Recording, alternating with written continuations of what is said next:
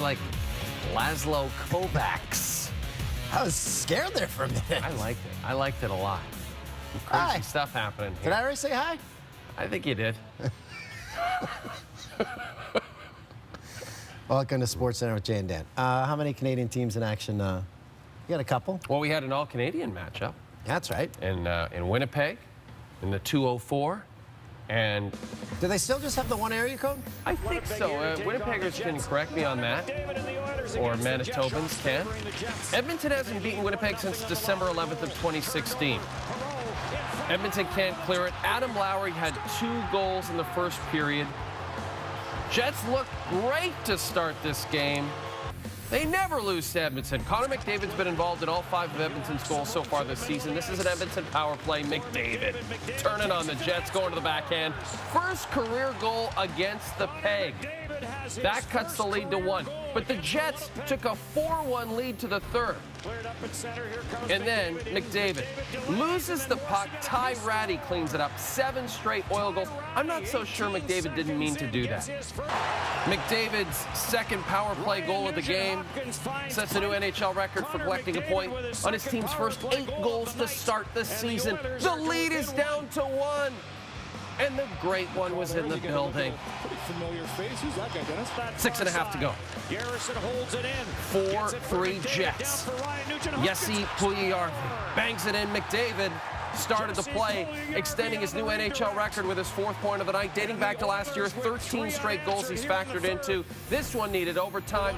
And in the extra frame, it is Darnell Nurse, who signed that bridge deal in the offseason. Snipe scores. First of the season, first since January 13th. McDavid and the Oilers score 4 unanswered to beat the Jets 5-4 in overtime. McDavid, as I mentioned, setting an NHL record, factors in on the Oilers' first 9 goals of the season. 4 goals, 5 assists. The previous best was Adam Oates, who had points in the Red Wings' first 7 goals back in '86, 11 years before McDavid was born. Canucks and Penguins, as we mentioned, 3 Canadian teams in action. Sorry, I've got a cold. Sorry. Late in the frame, Tim Shaw put the work in behind the net. Line step Brandon Sutter. Sharp angle goal. Sutter's second of the season. 2-1 Knox. Just over 3 minutes. Bill Kessel to Carl Hagelin. What a pass. This one needed overtime. Less than a minute into the extra frame. Brock Bessie over the line. Watch his reaction. No, it's in. First career overtime winner for Besser. He has 6 goals in just 3 career games against the Pens. Canucks win their 3rd straight. Let's keep it simple and say that not many people are rooting for former Jays closer Roberto Osuna in the playoffs. Going into Game 3 of the ALCS, Osuna had not pitched in 10 days. When he took to the mound on Tuesday, it was, in a word, disaster. Game 3. Series tied at 1. 3rd inning. 2-1 Boston. 2 on, 2 out. Tony Kemp. Full extension. Made the grab. Saved at least a run for your Houston Astros. Nate Eovaldi. Everyone was fascinated by that. Nate Eovaldi, there he is, starting for Boston, had trouble the last time he faced the Stros. Back in June, Alex Bregman shared this Instagram video of himself watching the game on Monday. Eovaldi gave up 3 straight home runs to Houston. Bregman added the caption, "Little pre-game video work." Steve Pearce didn't like it. Wow, I don't know why he'd do that. We'll see who's talking at the end of the series. Pearce back at the plate in the 6th inning, and the game is still tied at 2. That is 456 feet off former NBA #1 overall pick Joe Smith. Red Sox take the lead, top 8. Osuna is in for the Stros. First, he hits Brock Holt to load him up. Then he hits Mitch Moreland to bring in a run. The fans are putting their hands on their heads. Next batter, Jackie Bradley Jr. The first Grand Slam Osuna has ever given up. Jackie Bradley Jr., first career postseason Grand Slam. A bling on Poppy's wrist there. Red Sox have yet to lose a road game this postseason. They take a 2-1 ALCS series lead. NLCS Game 4, Brewers and Dodgers. Milwaukee leads the series 2-1. LA went 0 for 10 with runners in scoring position in Game 3, which they lost. Bottom 1-2 for Brian Dozier, making his first start of the postseason. RBI single to left. Snaps an 11-inning scoreless streak for the Dodgers. Finally, Dodgers fans have something to cheer about. It's 1-0 LA. Next inning, Yasiel Puig hits a comebacker. Gio Gonzalez trying to field it, rolls his ankle in the process. Is it process or process? Well, I think it's process here in Canada and process in the United States. Okay. So the Brewers have to go to their pen. In comes Freddie Peralta, getting his first action since September 24th. Loads the bases for Max Muncy, strikes him out to end the inning. LA strands 5 through 2 innings. Same score in the 5th. Brewers with just 2 hits to this point. Man on first for Domingo Santana. Finds the gap. That's where I buy my T-shirts. Puig can't cut it off. Orlando Arcia comes all the way around from first to score the tying run. Between innings, Rich Hill, absolute. Oh, what's he? High chew or high C? What are those called? High chew. They look like gummies. Whatever they are, they're good. Can we get the official name of them? Someone find that out. Thank you. Bottom half of the inning, Manny Machado, 2 out, asks for time. Says nope, rings him up. I think it's high C's. Anyway, still tied in the 7th. Man on second for Arcia. Bloops one into left. Chris Taylor.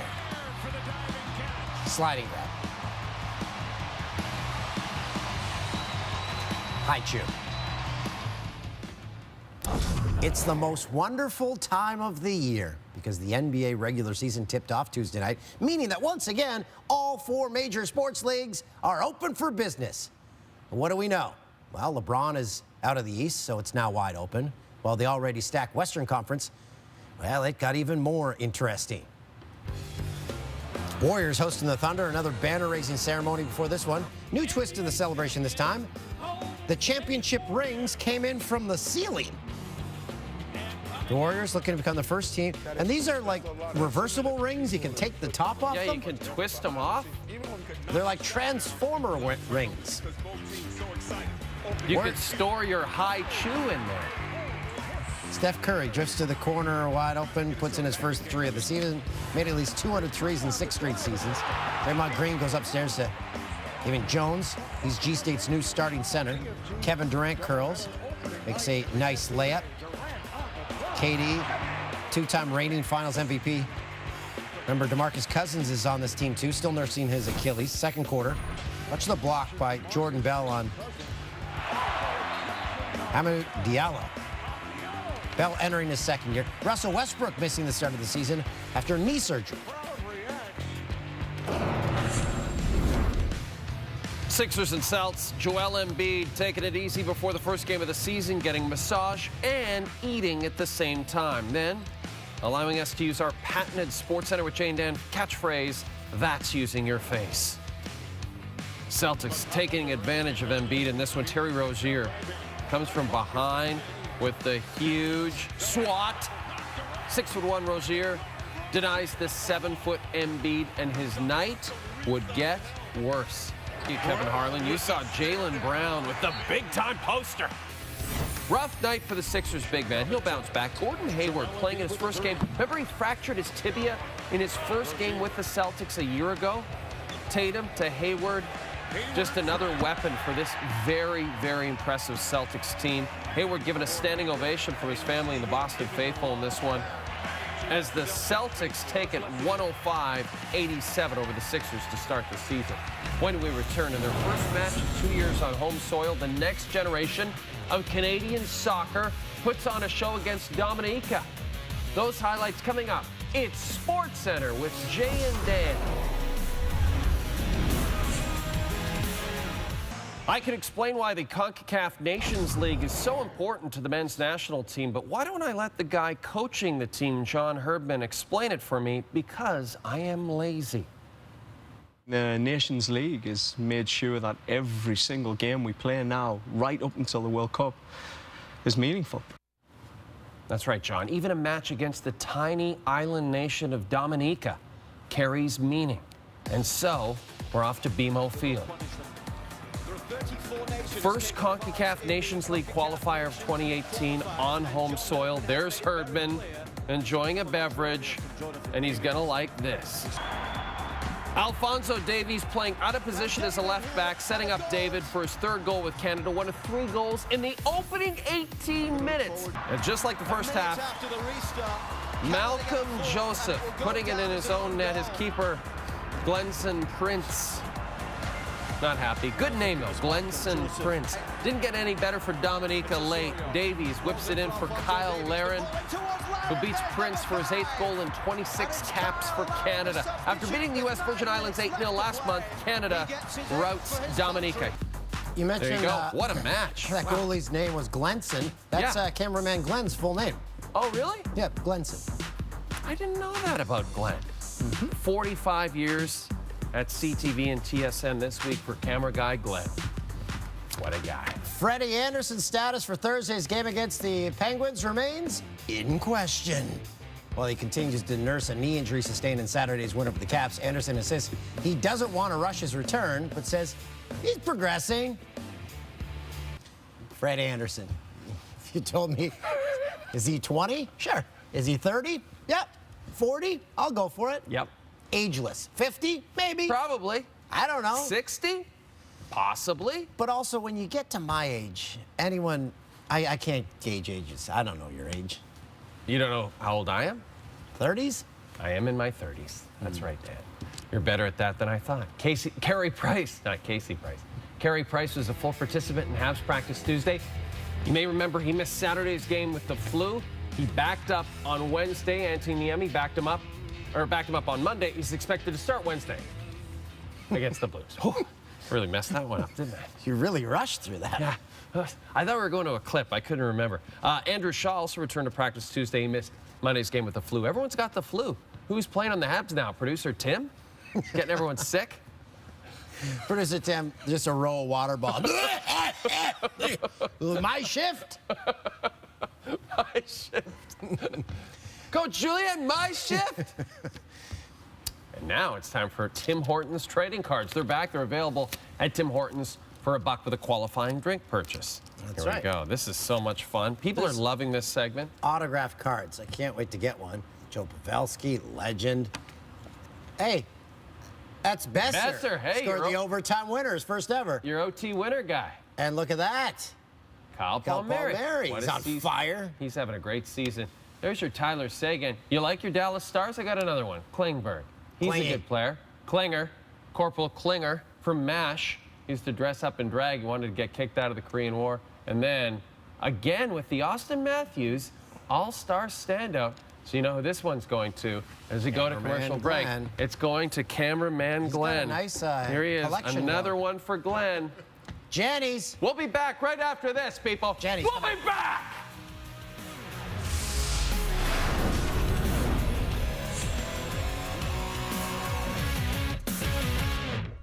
That leads us to the Jannies, still waiting for that cottage invite from TSN hockey insider Bob McKenzie. Opening night in the NBA, Ben Simmons over the shoulder to Markelle Fultz.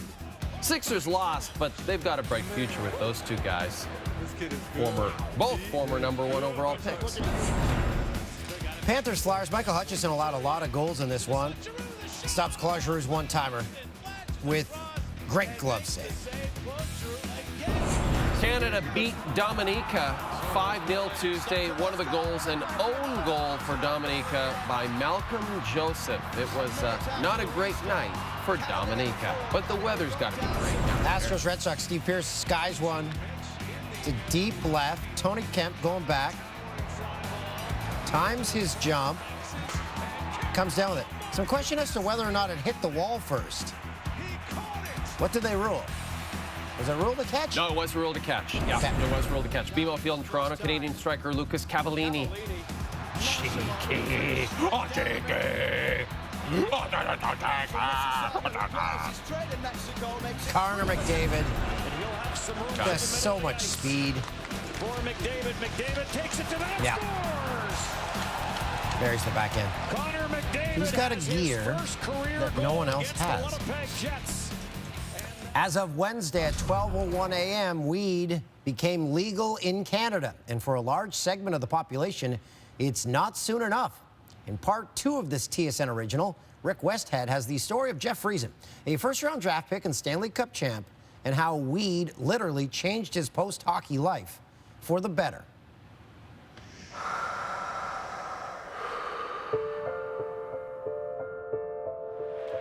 Friesen shot, scores! He's been a star player for the New Jersey Devils. It was something that I've dreamt of my whole life. The New Jersey Devils, Stanley Cup champions! I get goosebumps thinking of it. It's like that ultimate dream, that ultimate goal. But I'll be honest, there was always a different journey that I was called to be on. It wasn't just playing in the NHL and winning a Stanley Cup.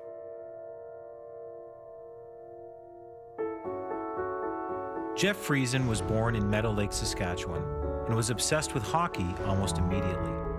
It was Jeff's dream ever since he was like 2 years old. He wouldn't play with trucks and cars, although he'd play with tabletop hockey players, and he'd set up his little game, and he was just crazy about it. We had a backyard rink. Every night was a game in the backyard. That was his passion. Friesen was talented, and as he got older, his parents encouraged him to stay focused on hockey and to avoid drinking and drugs, especially marijuana, which they called the devil's drug. Because it was illegal, and it was in the same circles as heroin and crack and, you know, all that kind of thing. We used to just get terrified that our kids would get into it. I just didn't want to see either of my kids kind of waste their life with partying. Friesen scores! Friesen's decorated junior career included 2 World Junior gold medals. Jeff Friesen is the man. The San Jose Sharks made him the 11th overall pick in 1994 and an NHL regular as a teenager. Shoots, Friesen scores! Friesen was fast, skilled, and durable. In his first 10 years in the league, he never missed more than a handful of games in a season. Here's Friesen scores! With 12 seconds to go! But in 2005, things began to fall apart. He suffered an abdominal tear at training camp that year, and it never fully healed. That led to a hernia and lots of pain and pills. We had no idea what we were getting into at the time and what he was going to be getting into. You're looking at painkillers like Vicodins. You get anxiety from pain when you don't know what it is and you're a little on edge, so then you're prescribed a Xanax. Now you have problems sleeping because you're in so much pain. Now you're taking an Ambien to go to sleep. And those pharmaceutical meds that he was on just caused depression. It caused anxiety for him. He was more distant. He seemed more angry. He just wasn't the loving son that we used to have. Friesen missed months of hockey, but even when he returned, he continued to play in pain, all the time taking prescription pills, all the time suffering. You know, I basically just hit a point where I was miserable. I don't feel like myself. I don't feel happy. I don't feel like this is helping me in any way, and why am I taking these medicines? Feeling hopeless, Friesen turned to a place he never thought he would. Marijuana, the devil's drug. And it worked. I was blown away by how this could replace everything that I'm on, not only manage my pain, give me better sleep quality. I don't need to be on any anxiety medications, or just to get off all of them and just have, you know, one medicine.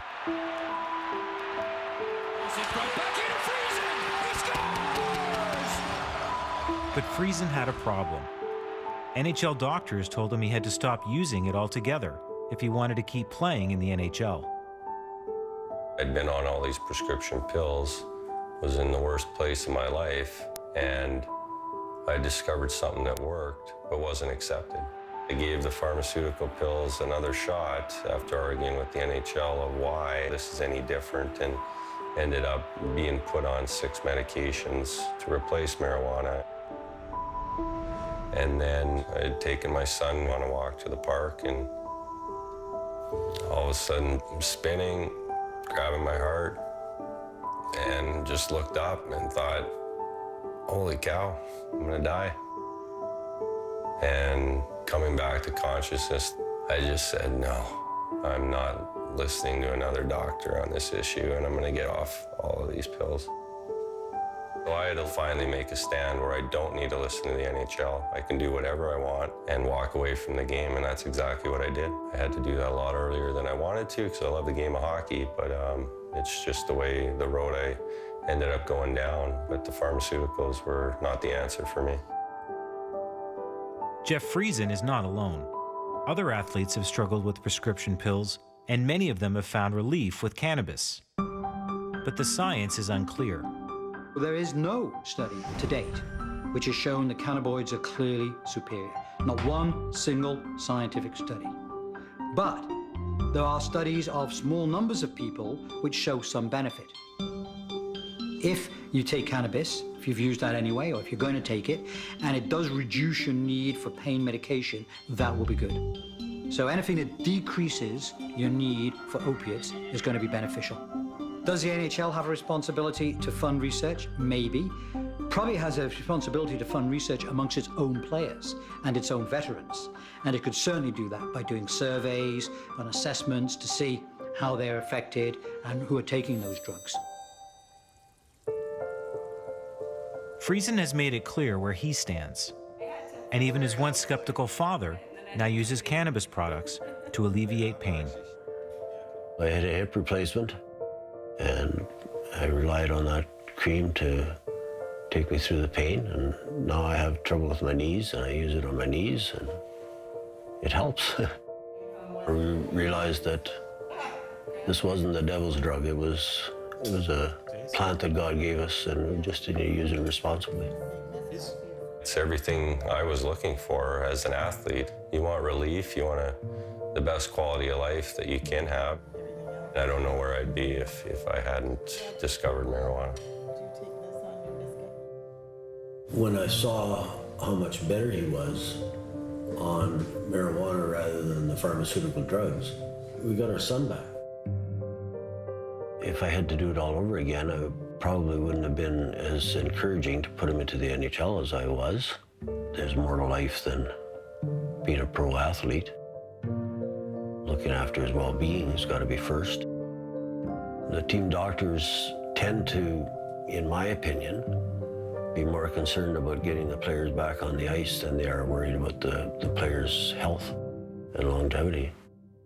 Hockey is just a game. It's a great game, but it's just a game, and I feel like there was always a higher calling for my life journey, being on all these prescription pills and seeing how damaging they could be to my life.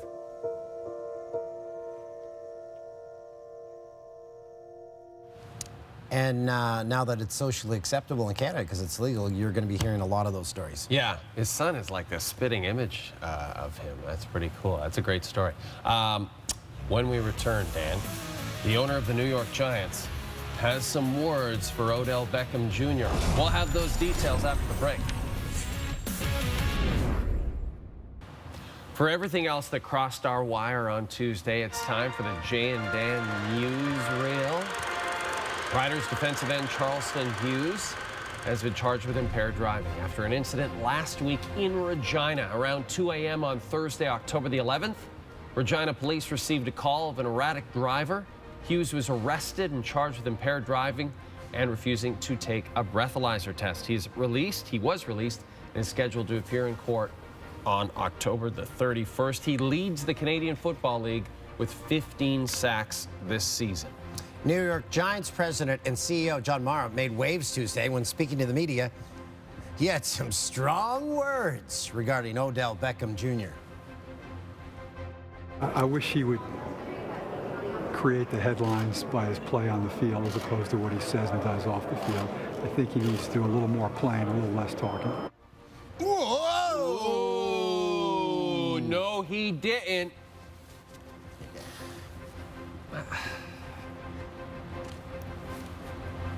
Why is that a thing? He's allowed to say that, isn't he? Odell only has 1 touchdown this season. Odell has made comments about his coach, about his quarterback in interviews so far this year. He's outspoken. He's brash. He's thrown a touchdown this year. Yes, he did throw a touchdown this year. Those comments by Mr. Mara didn't seem that If bad. anyone in sports says something that's not just full of cliches, then we pay attention. But that wasn't even, he wasn't really calling him out. He was just saying, just play. Like, that's not a big deal. I know, but that's, in today's day and age, that's controversial. I guess you're right. I guess you're right there. Atlanta Falcons running back Devontae Freeman will undergo groin surgery. He has been placed on injured reserve. This is a big loss for the Falcons. The move will keep him out for at least the next 8 weeks. This might keep him out for the rest of the regular season, especially if they're not contending. They might decide not to bring him back. Freeman has only played 2 games this season. He missed 3 games with the knee injury he suffered in the season opener.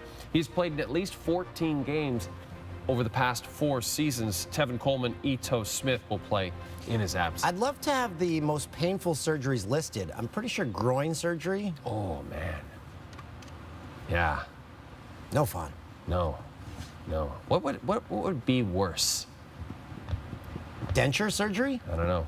You had a vasectomy yet, Dan? No.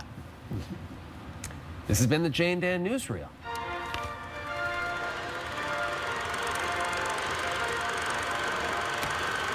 Still to come. Basketball Excuse me. is back. Dan is sick. Who will survive? Find out after the break.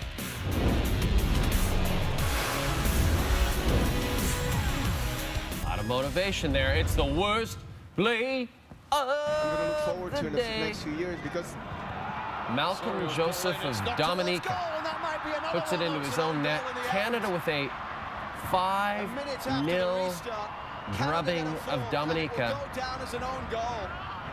What's that guy's name again? Glennington? Glenson Prince. That's Glenson. the keeper for Dominica. Glenson Prince. Good name.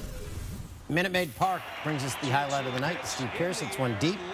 Tony Kemp making his first start left at the wall. Listen. Yeah, you can hear him bang into it. They had to look at it to see if it glanced the wall. It did not. Legal catch. You blew it is where we point out our errors. Error. The start of the show, I forgot I already said hello. You blew it. Manitoba has 2 area codes, 204 and 431. That's right. I apologize to everyone in Manitoba. I should have known that. Jay, you blew it. You said camera guy Glenn. Show some respect. It's cameraman Glenn. That's the second time that's happened in the last week. Cameraman Glenn's gonna take retribution. And you blew it. You called Carey Price Casey. Yeah, I messed that up too. Otherwise, I thought it was a dynamite program. And on Wednesday in Canada, I feel bad for all the skunks getting blamed. For that skunk again. Yeah, that's what it is. Skunky. You had a vasectomy yet, Dan? No.